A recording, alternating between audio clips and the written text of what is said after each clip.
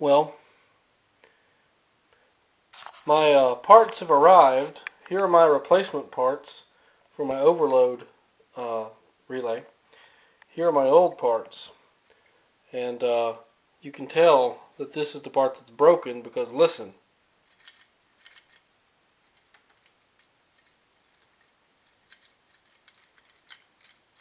You can hear the pieces rattling around. You can even see them falling out. So yeah, this is definitely the problem.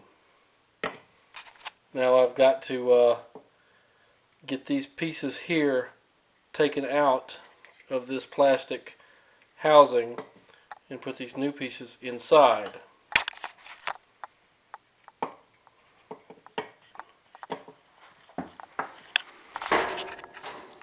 Goes you know, something like that. It'll slide right in there. So that's how it works. Wow, you can really tell how burned the relay is. It's just burned in half.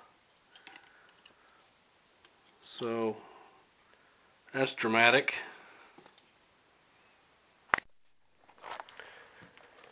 These are my parts for my refrigerator's compressor.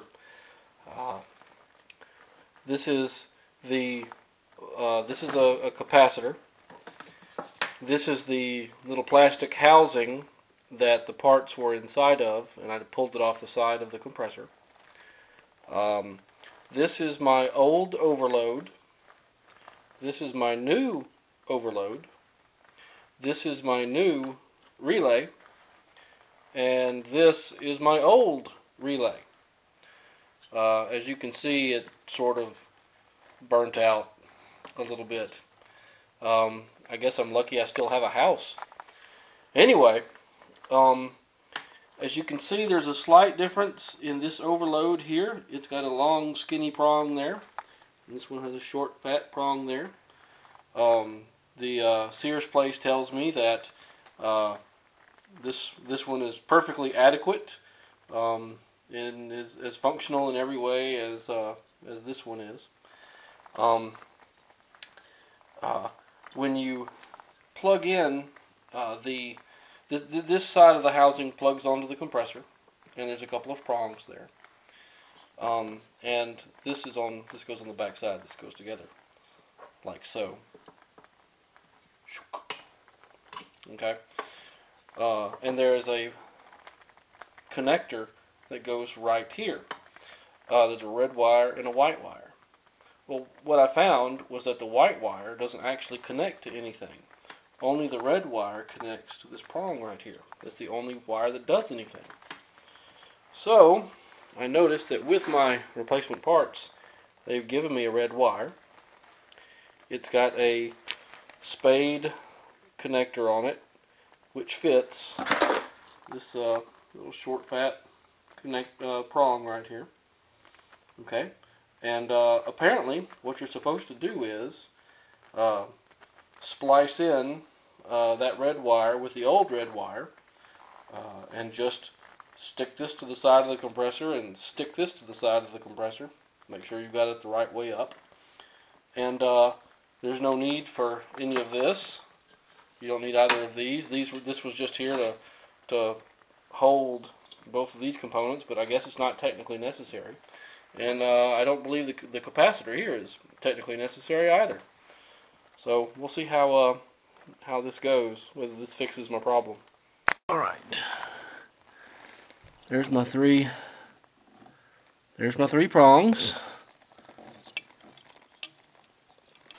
This piece is supposed to go on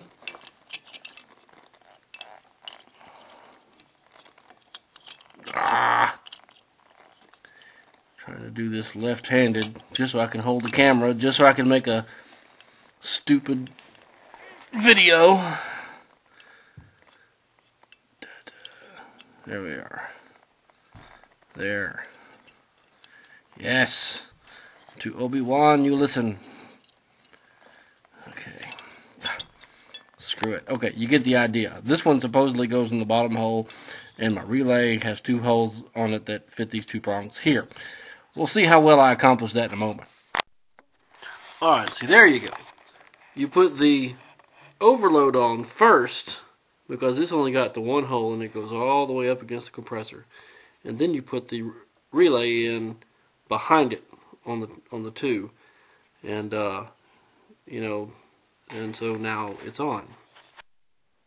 One somewhat questionable wire splice, and we're ready to give this a try. Okay.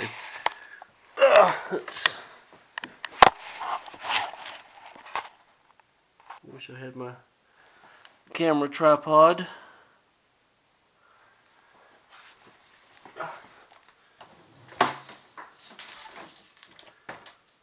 Alright, big money, no whammies.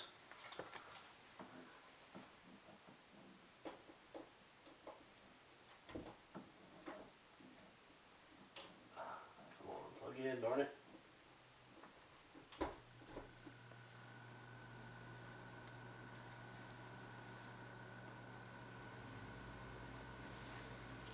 Okay, is the compressor going to turn on?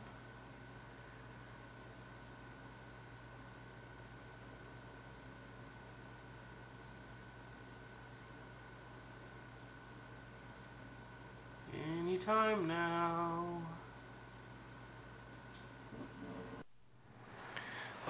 I thought perhaps maybe my splicing job wasn't too good, so I cut out the splice and physically twisted the wires together good, so I know there's making a connection. I do not advise this particular technique. My compressor's still not coming on. I do not know what the problem is. It's possible that when the relay failed, that the compressor died along with it. I mean, that's a possibility. If so, I'm buying a new fridge. But fixing the, I know that the relay was destroyed. So you would think just replacing the relay, if that was the only thing that was wrong, would fix the problem. More investigation. Those jackasses sent me the wrong part. This replacement is for the replacement compressor. If my compressor was taken out and a new compressor was put in, the parts that they sent me would be the parts that go on that new compressor. But fortunately I know the number that I need to ask for. So I'm going to talk to Sears and see if I can get them to send me the correct one this time. Preferably free of charge, preferably expedited delivery. I will give them their parts back in that box there and send it back to them. To be continued.